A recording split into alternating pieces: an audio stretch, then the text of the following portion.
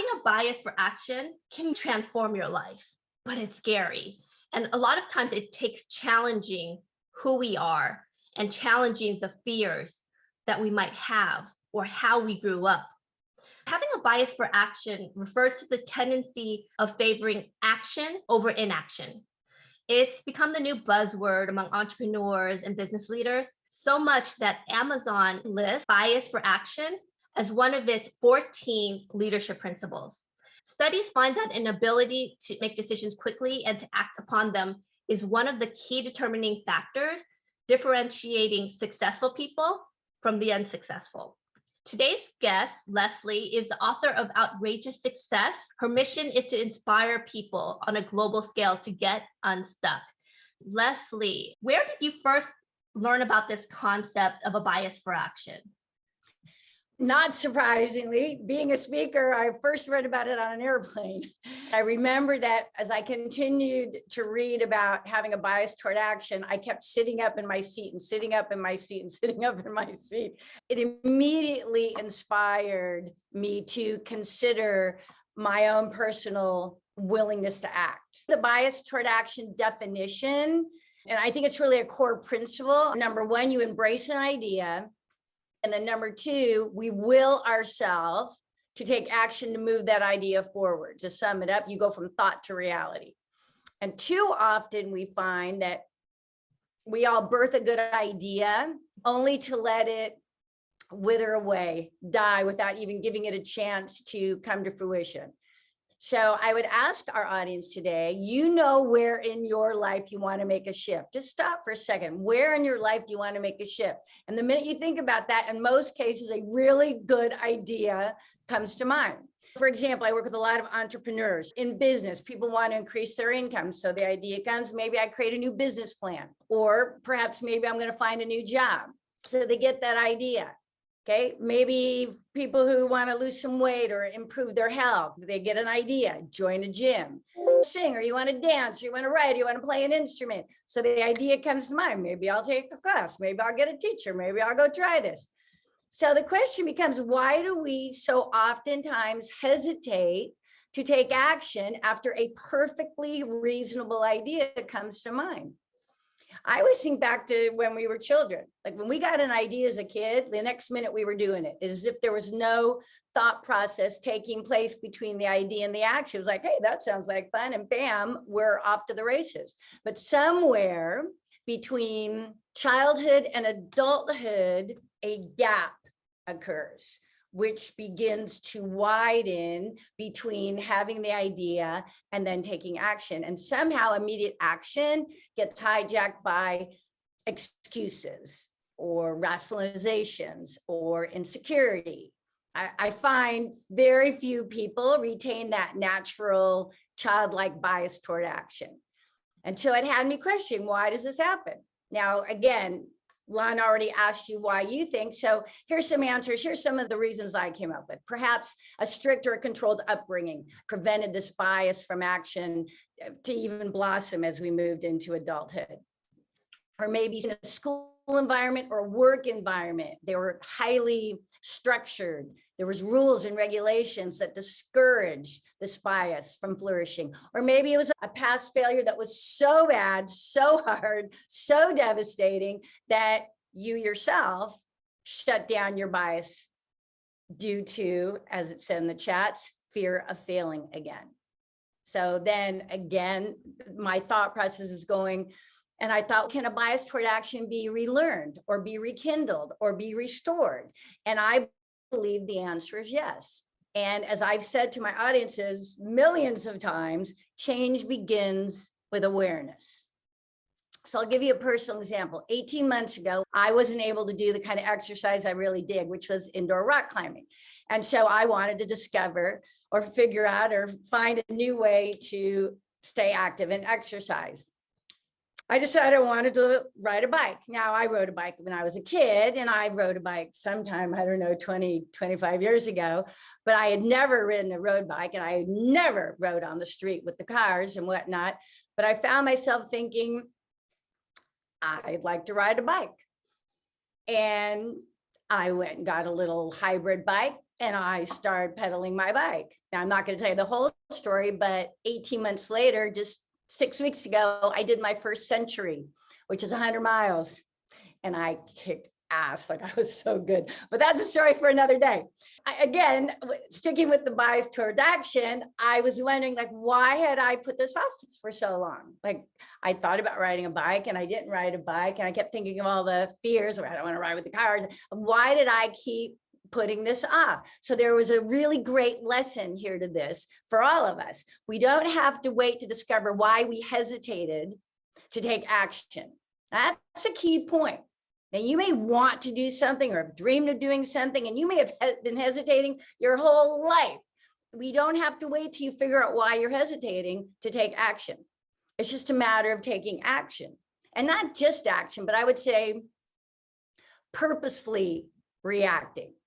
So I shifted my focus to what I wanted. I wanted to ride a bike. And then once I rode the bike, I shifted my focus to, I want to learn how to cycle on the road. And that's what I did. So I stopped thinking about why I'd procrastinated and all the fears I had built up about riding on the road. And I just got on the bike. So we can take this analogy to any area of your life, right? So here's a simple process. I use my bias toward action to achieve the century ride because I moved through my fears, moved through my doubts. I didn't wait to figure out why I was so afraid. I got on the bike. Now, granted, out of all fairness, I got on the bike and I had a little coach, a very good cyclist, ride along and teach me how to ride. I just didn't go willy-nilly out into the roads of San Diego riding my little bike. But I had a coach, so I learned what to do and I started riding. So it's that point of choosing to take action. So I'll have you go to the chat if you wouldn't mind. First of all, where in your life would you like to make a shift? Just put it in the chat.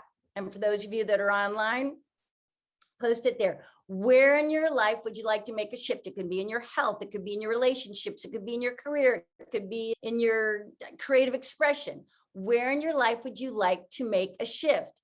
Now, if you'll just stop for a moment, I know a perfectly good idea has just come to mind of what type of action you can take. And again, you don't have to wait to figure out why you've been hesitating on improving your health or improving your career or making a change or making a shift in your life. So I'm going to give you a simple formula. Number one, embrace an idea. I want to improve my health. I want to change my career. I want to find love. I want to be creative. I want to write that book. I want to learn to dance, whatever. Embrace an idea. Access that bias toward action, and then make a move. And ironically, what you're going to find is that this is going to teach you patience.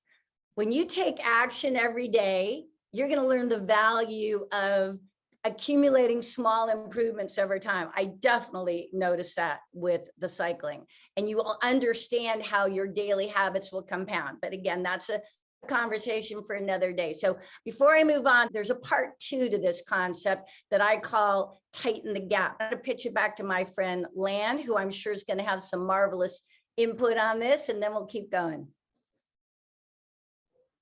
I love all this. Oh my God. What really resonated with me was your example of how children just jump into it. And I'm thinking about a conversation I had this morning, actually, with my daughter, Morgan. She's 7, and out of the blue, she was like, I want to enter a singing contest. I was like, what kind of singing contest are you thinking about?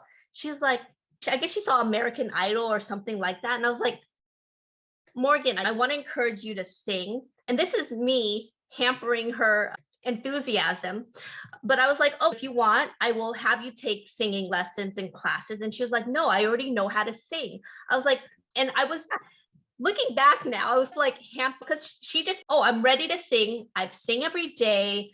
I can be on American Idol. And the adult in me was like, no, you can't. It's years of practice. You have to do this. And I realized I was being that inner dialogue of the adult saying she can't. Part of it is like tempering reality with this child enthusiasm and passion for trying new things. But it was funny because when you said that, I automatically thought about my daughter in this conversation we had this morning, because when she wants to do something, she just jumps. There's no fear.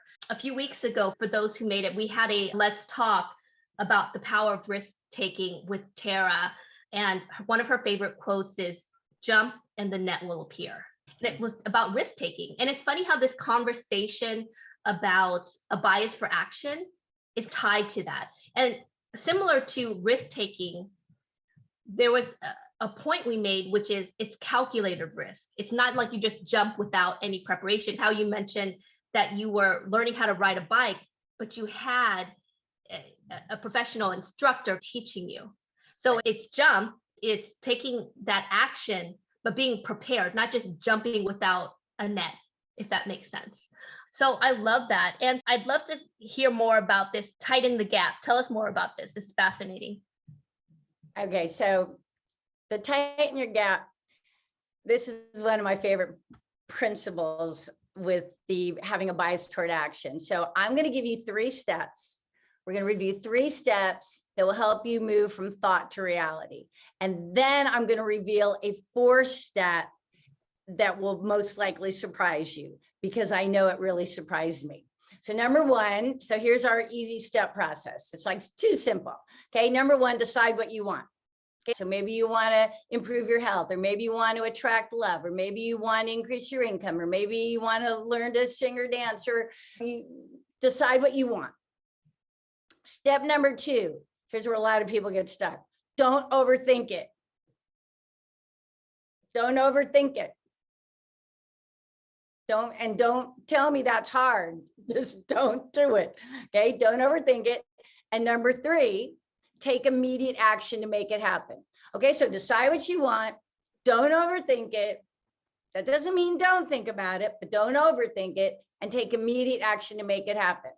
Okay, so if it's so simple, why doesn't everybody meet and exceed their goals each and every time? That was my question when I started researching this. And it's step number 4, which I think is the sticky wicket. And I believe this is where most people stall out. And I know for me personally, become paralyzed or even quit. And it's because they didn't tighten the gap. Okay, so let me explain this. Okay, this is the gap from the moment you deal with resistance or disappointment or rejection or momentary failure. It's the moment that happens to the time you make the decision to stay in the game. And repeat step number 3, to take immediate action to make it happen. So let's look at some examples. Okay, you're in sales and a prospect tells you no. So you failed again to make a sale. So the question becomes, do you pick up the phone right then and call another prospect? Or do you pick up the phone and start scrolling through social media and lose yourself in other people's lives, right? While you lick your wounds. Or we talked about having a health enhancement program. Let's say you're trying to drop a few pounds and then you step on the scale and it hasn't budged a pound. In fact, you're up 5 pounds and you're filled with disappointment. So here's that moment. Do you go for a run or go for a walk? Or do you run for the ice cream or to the pizza, right? Or maybe you're looking for a loving relationship. You joined an online service, but you just haven't connected with anyone. So the question becomes, do you more consistently check out the site, or do you just give up on love? This staying in the game is so important. And again, this is where most people get paralyzed, but it's more than just staying in the game. It's more than making the call or going for the run or adjusting your dating profile. It's all about how you tighten this gap. How quickly, how smartly do you move through adversity into right action? That's the question. That's the note for the journal. How quickly, how smartly do I move through adversity, because we're all going to have adversity, it's called life, through adversity into right action? How long does it take you to find the resolve to move past failure or rejection and continue towards your goal? That's the sticky wicket. Do you wait days to make another call after a no? Do you delay weeks before you put on your sneakers? Do you hesitate to even go to your dating app? Have you put off learning to sing, dance, play an instrument? Our ability to tighten the gap, to move more decisively through adversity and into action, I believe will transform every area of your life. Now, the speed in which you move is just part of the equation. That urgency is certainly important, the speed in which you move. But we all can consider the adage, insanity is doing the same thing over and over again and expecting a different result. So this begs the question, how do we adjust our actions to coincide with the urgency? So maybe, for example, before you make the next prospecting call, perhaps you make some adjustments to your sales script, and then you make the call today. And before another day goes by, maybe you schedule time for exercise, and then you work out today. Maybe you go to the dating app and you rewrite your profile, maybe to be more reflective of who you are today. And then you check the site every day or every week. It's this combination of adjustment and urgency that's the fundamental key. And you see this in sports all the time. Athletes watch tapes from the previous game so they can make adjustments before they take the field the next time. They do this offensively, defensively, so that the next time they take the field, the next time they take the court, they're quicker on the dime. They've made that adjustment already. And this isn't really a game, it's your life. So step one, decide what you want. Number two, don't overthink. Number three, take immediate action to make it happen, and learn to tighten that gap from that moment of resistance to moving forward. Okay, that moment you deal with resistance, not just resistance, although I think resistance sums it up beautifully, but the moment you deal with resistance or disappointment or rejection or failure, to the time you decide to stay in the game. Now, I'm going to read from a book real quick. It's just a paragraph or two. When I say the word resistance, I always think of this book. If you haven't read this book yet, you're going to love it. It's called The War of Art by Steven Pressfield. Pressfield. He's gonna kick your little ass on procrastination or resistance. It's so good. This guy's funny. He's bright. It's the kind of book you can just pick up any day and read a page and think, oh, Mike, I've got this. So one of the many pages on resistance that I like, and being the sports fan that I am, here's what he says. Resistance is internal as opposed to external, which is what most people put their resistance on. I'll get to that. Resistance, he says, is internal. Steven Pressfield says, resistance seems to come from outside ourselves. We locate it in spouses, jobs, bosses, kids, peripheral opponents, as Pat Riley used to say when he coached the Los Angeles Lakers. I love that. They blame it on those peripheral opponents. Resistance is not a peripheral opponent. Resistance arises from within. It is self-generated and self-perpetuated. Resistance is the enemy within. Whew. I remember the first time I read that, I had to really sit back and think, oh my gosh, where am I? Like, I'm at a time in my life, I'm 61. I see the next 30 years, man. And I'm getting more and more clear and more courageous as far as looking inward. Leslie, can I pause you for a second? Because I'm thinking about your tightening the gap. Have you read Mel Robbins' book, The 5-Second Rule? Of course. So for those who haven't read it, Mel Robbins wrote this book, and it's called, she had a famous TED Talk that has like 40 million views. But in it, she devised this, her life was falling apart. She couldn't even get out of bed. She was so depressed. And so she was watching like a space shuttle launch. You know how they do the countdown, 5, 4, 3, 2, 1. And she was like, what if I could just wake up and get out of bed by counting down to 5? And she literally did it. 5, 4, 3, 2, 1. And she got out of bed. And she ended up writing a whole book on the 5-second rule. I think it talks about tightening the gap, because what she says is that you basically have 5 minutes to make a decision. So let's say I'm at a bar, I see Leslie, she's beautiful, I want to go see and talk to her. And I have to basically walk and move within 5 seconds. Otherwise, my self-doubt, or I'm going to change my mind if I don't move in 5 seconds. And so I don't know if you have some of those kind of hacks like that, but if you've ever YouTube Mel Robbins' 5-second rules, it's really fascinating. It really is a good book. Yeah. It really is a good book. And it truly sums up this whole principle of, and the countdown to 5 of just being whatever tricks will work for you in order to take action. Like, I really believe if we want it bad enough, we learn, this is going in a different conversation, so I will come right back, but we've got to learn that, or get to a point where what we desire supersedes our fear. And that's in every area of our life. Really, we have 2 choices. We can settle. Like, I wrote a whole chapter in my book on settling because I feel it is pervasive, and not just pervasive with everyone, but pervasive in all areas of our life. People settle. They don't have a bias toward action because they're settling, and they're not even happy where they are, but they stay stuck because things are good enough, or they're not painful enough. So they won't even think about doing a 5, 4, 3, 2, 1 because they're not prepared to move, because their why, their desire, their goal, their commitment to design the life they want isn't stronger than their fears. Yeah. Oh, we can come back and talk about that. Okay, we actually have some comments in the chat. Would you feel comfortable kind of answering some of them, and we'll organically go to the next section?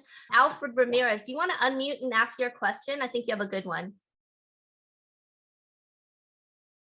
Oh, yes. I mentioned here, imagine that it's going well and continues to go well. Then the imposter syndrome starts to seep in, or you're waiting for the other shoe to fall. That fear of success creeps in. Can you talk about counteracting that? If we're doing everything you say and then it hits us, we hit that brick wall, that marathon wall. Yep, you hit that wall, and that's the point. That's exactly a great question, Alfred. That's exactly the point. That's that choice of, and it is a choice whether we realize it or not. That's that choice of having your gap grow. I'm going to hit that wall and not move, or I'm going to hit that wall and, like Mario Brothers, figure out a way to go to the side, climb the damn thing, jump over the thing, knock it down. That's the whole point, where people hit the wall. And there's so many reasons, there's so many emotional reasons why we hit the wall, why we have that upper limit problem. Alfred, if you've ever read The Big Leap by Gay Hendricks, The Big Leap. First half of the book, he talks about having an upper limit problem, which is exactly what you're talking about here. We get to a certain level of success, certain level of happiness, certain level. And then even if there isn't a ceiling there, like you said, we're so afraid that the other shoe's going to drop, right? That it's all going to go away. That we can't handle it. We don't deserve anymore. There's so many aspects to this. And so I would highly recommend you read The Big Leap. But to your point, this is where you learn to tap into your bias toward action. It's a decision. There's no magic formula. It's learning yourself enough that you realize, I've hit a wall and now I have a choice. I'm going to stay at this wall. I'm going to backtrack and give up on my dream, or my dream, my goal is bigger than this wall. It really is the personal development aspect of this, to take the time to figure yourself out, Alfred, and to learn to listen to your thoughts and start figuring out where those times where we do, what has to happen for us to get stuck, to get paralyzed, for that tape to start ringing in our head. I don't deserve this. I'm never good enough. Boys can't do this. Girls can't do this. Like, this all falls under doing the work. And so once you know you've hit the wall, you've got a choice. This is accessing your bias toward action right here. You've got a choice. Stare at the wall, turn around and go back, or knock that bad boy down. And really, the knocking the bad boy down could be as simple as, hey, wall, out of here, man. Nothing is more powerful than me moving in the direction of my dream. That's, to your point, I believe you wrote a little bit further down. This is where the grit, and I love that word. Hardly anyone says that word. To have grit. Grit is such a good word. And nobody can give you the grit. Nobody can give us grit. We choose grit or no grit. That's it. And if you choose grit, bam, knock that wall down. Resilience. Are you going to fall down, Alfred? If you're going to go on any journey, in life, you're going to fall down, right? May I take a little tangent, Lan? Because I think it fits into this. Okay, for Alfred. Go for it. Okay, so Alfred, I talk a lot about overcoming adversity, which I think is, you're bringing up this really good point here. So, you know, that quote by Vince Lombardi, famous NFL coach from the 40s, right? He said, it's not whether you get knocked down, it's whether you get back up. Everybody's heard that quote. But I think it's not whether you get back, it's not whether you get knocked down, because we're going to get knocked down if we're going to live a life, right? It's whether we get back up transformed. So this is to your point, Alfred.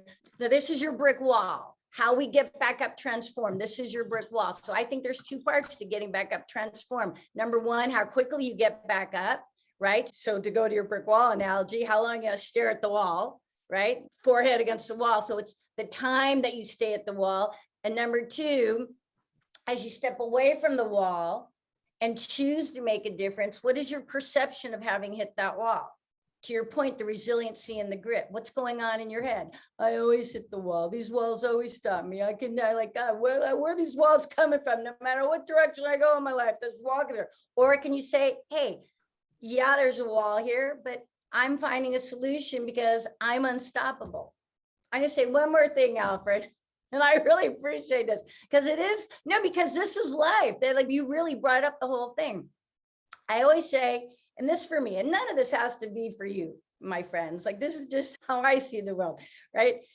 There's two types of goals. And we really are fundamentally talking about meeting or exceeding some sort of goal in your life, no matter what category. There's a, it would be nice goal. Oh, wouldn't that be nice? Oh, if I lost 10 pounds, wouldn't that just be nice? Or if I find a nice guy, that would just be super nice. Or if I get the career I want, that would just be really nice. Okay, there, it would be nice goals, Alfred. And then there's, I'm crawling over glass goals, right? Or in your analogy, I'm knocking any wall down goals. That's the difference between a wannabe and a champion. It would be nice, or I'm crawling over glass. Way to go, Alfred. We can talk about this all day, Alfred. Thank you. Thank you. I'm wearing my Lakers shirt just in your honor. There we go. How perfect if we had a Pat Riley quote. Woo! So Leslie, I love that. Especially you mentioned earlier about like exercise. You gain 10 pounds and the immediate reaction is, I'm going to quit. And it reminds me of this in James Clear book, Atomic Habits. He gives the Seinfeld example, which I thought was so powerful and really pertinent to this conversation. And I love, you could tell we're like book readers. We're like, yes. But in it, he talks about Seinfeld and how this up and coming comedian comes up to Seinfeld. And he was like, how did you become the greatest comedian ever? And Seinfeld just said, don't break the chain. And the comedian is, what are you talking about? He's like, when I was first starting off as a comedian, I wanted to be the best comedian. And so I made a pact with myself. Every day I would write jokes for 10 minutes every day.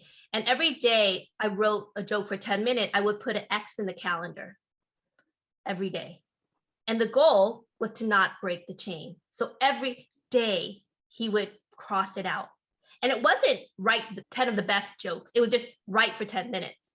And that really talks about consistency and not giving up. And, you know, one of the hacks that, James Clear says is never break the chain more than once, because, you're going to have to break the chain at some point. So let's say it's exercise. And this is something that I've implemented for myself. I don't go 2 days in a row without some kind of exercise. Even if it's 10 burpees and 10 jumping jacks, I'm doing something. And so is it going to transform my body? No, but I didn't not breaking the chain was key to progressing forward. Yeah. There's so many benefits to not breaking the chain. There's so many benefits. I have a whole keynote on the benefits of consistency. I'm not going to go into it now, but there's so many benefits to not breaking the chain. And it's way more than just being the best joke teller. What it did for him emotionally, what it did for him with his confidence, what it did for him with his skill set. There's so many unique benefits to that consistent behavior, or as he says, not breaking the chain. I love that. Leslie, I know you talk a lot about feelings or having feelings, as feelings play a role in our resistance. Can you go more into that as well? Okay, so the final aspect of this whole idea of having a bias toward action. So it got me thinking or questioning, why do we hesitate in the first place? And I've discovered it's because we focus on our feelings more than our goals and our desires, right? So Alfred hits the wall. He's feeling, oh my gosh, here I fell another wall. Or he's thinking about whatever on the other side of the goal, or whatever's on the other side of the wall, whatever direction he was going, right? We feel before we act. This is exactly to Alfred's point, where that resistance and that grit, we feel before we act. And in an instant, you can literally feel your way into denial, right? Oh, this wall isn't here, you know what? Or staying stuck. I'm not moving through this wall. Or failure. Shit, I'm turning around and going back the direction I came from, right? Your emotions precede your feelings. It's the way we process our emotions and how we give them meaning through our feelings. That results in how we react. So when we listen to our gut feeling, and we've all know that third chakra gut feeling, that inner guidance normally steers us in the right direction. When we unconsciously react to emotions like anger or fear or disgust or disappointment or rejection, this is when we tend to go astray. So I often tell my audience, you're never going to feel like doing the tough stuff. You're just never going to feel like doing the tough stuff. And yet it's the tough stuff that leads you to growth, that leads you to achievement, to joy, to success. Susan Jeffers wrote a great book. The title is Feel the Fear and Do It Anyway. Now, she didn't title it, Wait Until You Feel Like It, Then Do It. Right? She said, feel the fear and do it anyway. So my quote is, push yourself to act before you feel yourself out of it. There's for your journal. Push yourself. I push myself to act before I feel myself out of it. This is why the Nike's invitation to just do it is so marvelous and why it's so powerful. They understand athletes don't always feel like exercising or practicing or showing up. And yet if they don't, they're never going to live up to their athletic potential. This concept was ingrained in me when I was a kid. I was a gymnast when I was a little girl. And I think back to the balance beam always. Intellectually, I knew my routine. I always knew my next step. However, on that 4-inch piece of wood, right, 4 feet off the mat, I never felt like doing it. The balance beam was always to me an exercising and overcoming paralyzing fear. I learned not to think. I learned to ignore what I feel and just take the next step. That doesn't mean I didn't practice. I just ignored my feelings of fear. And ultimately, beam became my strongest event. And I will tell you, riding the bike, I am constantly in a high state of vigilance. You think you know how crazy people are till you start riding a bike. They walk out in the middle of the street. They open the door. They don't see you. They look you right in the eye and still want to run you over. It's like I'm on a high level of vigilance every minute I'm on the bike. And yet I ride anyway. So the good news is, if you're not an athlete, the good news is you don't have to be an athlete to put this in the practice. But again, let's go back to everybody thinking of their personal life. Can you think of something right now? Can you think of something right now that you know you should do, that you want to do, or that you must do to move your life or your business forward, and yet you're letting your feelings get in the way? We're all guilty of this. So my advice would be stop, don't feel, just do it. Pick up that phone, talk to that person, go for a run, check the dating site, sign up for the class, declare your goal out loud. The more often, just like Seinfeld and writing his jokes every day, the more often that we adjust and then act, the easier it becomes to tighten the gap. My final thoughts on this, and then I'm going to pitch it back to my sweet friend Lan. If you want to live your best life, it's not about the outcome as much. It's about how you make taking action an auto response. It's really about how you embrace or how you harness your bias toward action. and turn more dreams into reality. All right, sweet Lan. I love all this. I'm loving this conversation. I'm going to open this up for kind of questions. So for folks who are watching on live stream, feel free to answer the question there. And for the folks who are in the live Zoom room, I'm going to take it back to perfection. I think it was Preeti that had a question about that. And she mentioned a book that she was reading and that she's trying to overcome her fear of perfection. Preeti, do you want to unmute and either give your comment or your question? Yeah, so I read a book called Brave, Not Perfect, which is written by the woman who founded Girls Who Code. And she talks about how we raise our boys to be brave and our girls to be perfect, which you can see on any playground. And I have these tendencies, perfectionism, people pleasing, all these things. So I'm trying to be more brave, which is what we're talking about. But I've also come to know that my intuition and my feelings and my gut does give me valuable information because I have ignored it for so long. I'm not sure if you should completely always push through those things. I think that is a really good, you brought up 3 great conversations, Preeti. Boys being brave and women being perfect. If you haven't read Brené Brown yet, I would definitely have you read Brené Brown, Brene. Probably start with the gifts of imperfection and move from there. But, and again, I'm a sales coach, speaker. I'm not a psychologist. I have my own thoughts from all the work I've done on myself and from doing a lot of reading and research. The whole idea of perfectionism, like to me, I look at perfectionism and I just see it as a form of self-sabotage. There's no such thing as perfect. I never strive to be perfect. And again, I just think this is all how words matter, right? So and regardless of the words we heard when we were raised, which I think you bring up a good point, and I agree with you, you look on any, gosh, I wish it wasn't still happening today, but that, again, that's a whole other conversation. But the girls want to be perfect and the boys want to be brave. But you know what? I want to be brave. And I never even strive for perfection. To me, I just want to do my best. And I think that's the difference. I work with salespeople. And so I find that the salespeople that won't talk until they have the perfect script or won't take action until they have every answer, right? The people who are striving for perfectionism literally self-sabotage themselves right into failure. They perfect themselves right into failure. So I personally don't believe there's such a thing as being perfect. I believe the difference between perfection and having high standards. I hold myself to high standards. I don't hold myself to being perfect. Yep. There's Lorelei also has a question. Do you want to unmute yourself and ask your question?